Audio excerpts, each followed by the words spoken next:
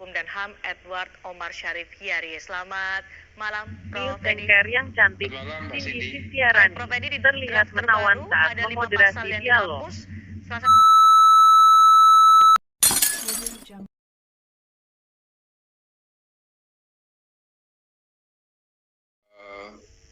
itu tidak berubah, ya.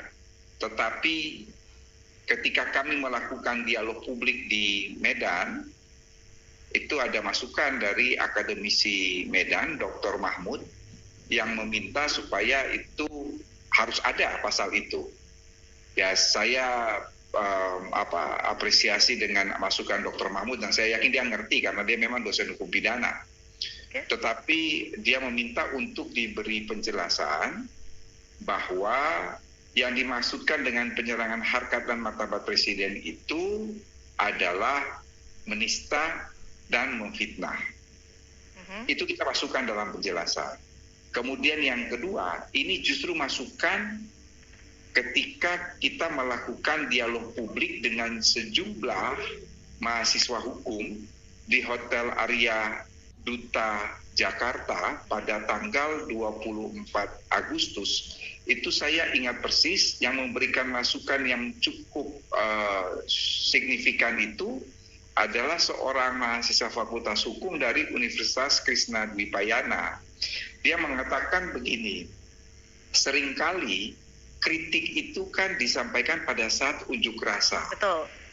Tolong ini betul-betul dijelaskan bahwa unjuk rasa itu bukan suatu masalah begitu.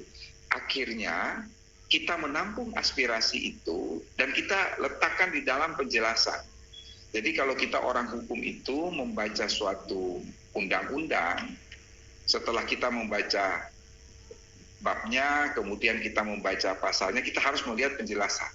Karena itu merupakan satu kesatuan yang utuh dan tidak bisa dipisahkan. Jadi penjelasannya itu kita melakukan penambahan-penambahan, dan di dalam penjelasan pasal yang menyerang harkat dan martabat presiden itu dikatakan bahwa tidak termasuk sebagai penyerangan harkat dan martabat presiden apabila itu disampaikan dalam rangka kepentingan umum atau pembelaan diri. Kepentingan umum itu dijelaskan bahwa yang dimaksudkan dengan kepentingan umum itu adalah kritik terhadap kebijakan presiden dan atau wakil presiden. Tidak hanya itu sih, ditambahkan juga bahwa pasal ini tidak dimaksudkan untuk menghalangi kebebasan berdemokrasi, kebebasan berekspresi, kebebasan berpendapat yang diwujudkan antara lain dalam bentuk unjuk rasa. Jadi kira-kira menurut Cindy kurang jelas apa lagi? Ya.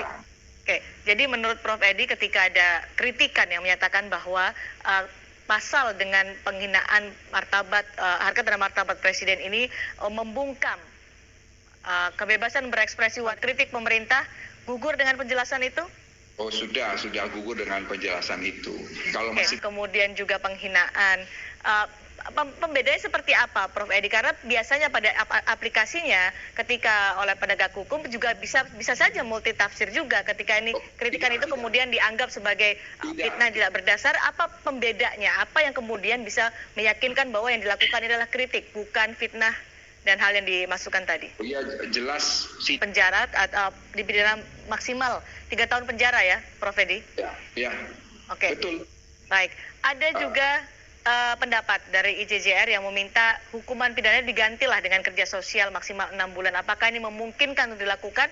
Nanti akan kami bahas selepas jeda, masih bersama dengan Prof. Edi di Sapa Indonesia Malam. Pembahasan tentang RKUHP ini akan kami lanjutkan usai jeda, saudara.